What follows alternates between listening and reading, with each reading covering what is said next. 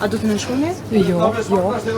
Besoj që përgjegjësia duhet të merret nga të gjitha palët dhe degët e Lidhjes Demokratike të Kosovës dhe besoj që nuk është e mjaftueshme vetëm angazhimi dhe përgjegjësia e kryetarit të Lidhjes Demokratike të Kosovës.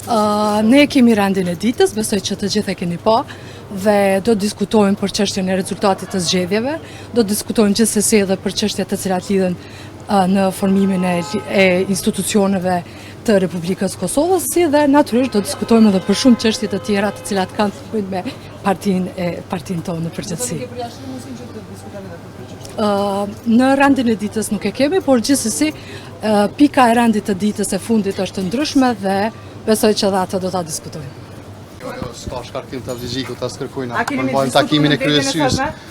Kena me diskutu për rezultatin e fundit, edhe gjara tema tjera nëse ka diçka, po jo këtë temë. Jo, nuk jam e përfshime dhe faktikisht jemi në një fazë ku LDK-ja duhet bëj analizën e zgjedhjeve dhe të zgjedhë çdo problem me dialog edhe të brendshëm.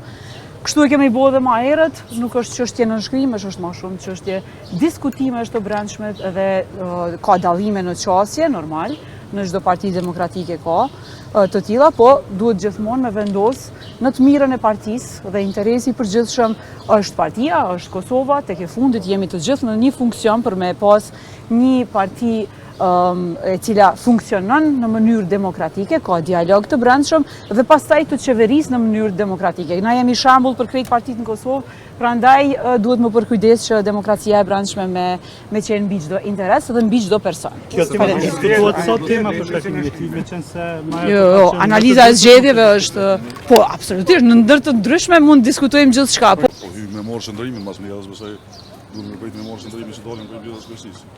Nuk është praktike LDK-s me u shkarku kryetar, s'ka pas kurrë si praktikë. Edhe shalut edhe mediat edhe në organizatorët, besa që më pas kujdes që po i emërtojnë iniciativat që i kanë marrë. Nuk ka shkarkim.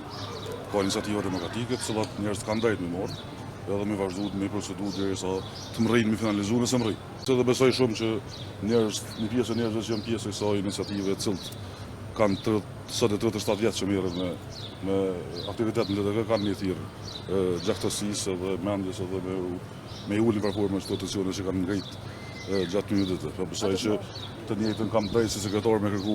Unë kisha kërkuar mirëkuptimin që edhe në aspektin personal, por edhe në atë çka përfaqësoj, edhe si strukturë organizative LDK-s, e preferoj debatin brenda subjektit tim politik, në ruajtjen e unitetit, edhe të kërkesës çdo herë përfitore, por çdo rezultat kërkon edhe reflektim mbi shifrat, numrat edhe rezultatet që i merr subjekti politik. Kështu që na japni mundësinë që të bisedojmë.